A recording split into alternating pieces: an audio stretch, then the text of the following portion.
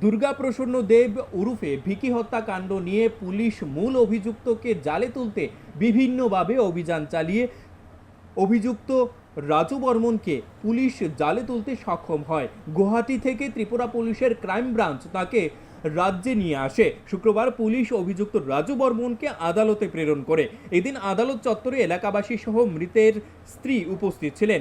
অভিযুক্ত রাজু বর্মনের ফাঁসি চেয়ে আদালত চত্বরে বিক্ষোভ প্রদর্শন করেন মৃতের স্ত্রী সহ এলাকাবাসী। মৃতের স্ত্রী অভিযোগ করে বলেন, অভিযুক্তকে কোনোভাবেই জামিন দেওয়া যাবে না।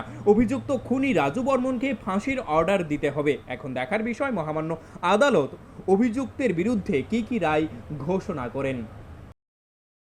আসলে আমরা আশা যে আমাদের এলাকার যে আমাদের একটা প্রতিষ্ঠিত ক্লাব আছে, এই ক্লাবের যে ভক্ত সংঘ আমাদের এই সেক্রেটারিকে মারা হয়েছিল আততায়ী রাজু বর্মন এবং তার সঙ্গভঙ্গ নিয়ে।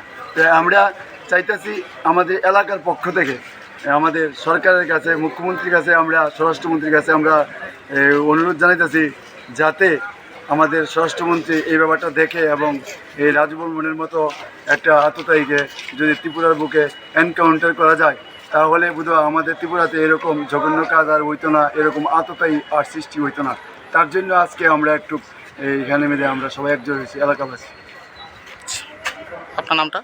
আমার নাম বিশ্বজিৎ দাস। আর হ্যাঁ কোনো মতো জামিন না হয়।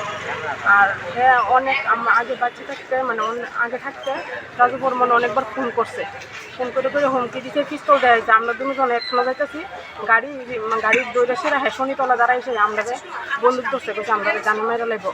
আর আমি চাই রাজু বর্মন যেমন ফাঁসি হ্যাঁ যেমন কোনো মতন ছুটতে না আইয়ে, যদি হ্যাঁ ছুটতে আইয়ে তাহলে আরেকজন লাশ হ্যাঁ ফালাইব।